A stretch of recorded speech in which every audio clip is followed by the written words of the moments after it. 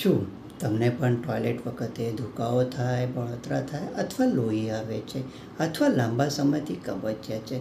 તો આ પાઇલ્સની શરૂઆત હોઈ શકે છે. હું doctor Jayesh Kachchhar, consultant proctologist, pile fissure fistula specialist. Piles ત્યારે જ થાય છે જ્યારે ગુદાની વિસ્તારની નસો પર વધારે દબાણ આવે છે અને એ સૂજી જાય છે. એના મુખ્ય કારણો છે કબજિયાત, ટોયલેટમાં લાંબા સમય સુધી બેસવું, ટોયલેટમાં મોબાઈલનો ઉપયોગ કરવો, ઓછો પાણી પીવું, ફાઇબરની કમી, પ્રેગ્નન્સી અને લાંબા સમય સુધી બેસીને કામ કરવું.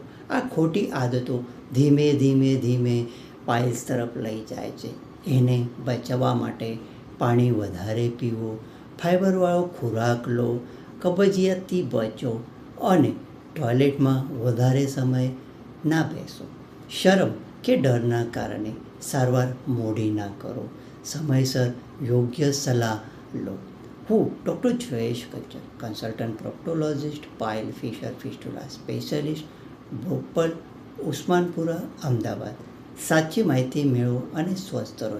અને એવી જ નવનવી અપડેટ્સ જાણવા માટે મારું ચેનલ લાઈક, શેર અને સબસ્ક્રાઈબ કરો અને આ વાતની વિચાર જરૂર કરજો.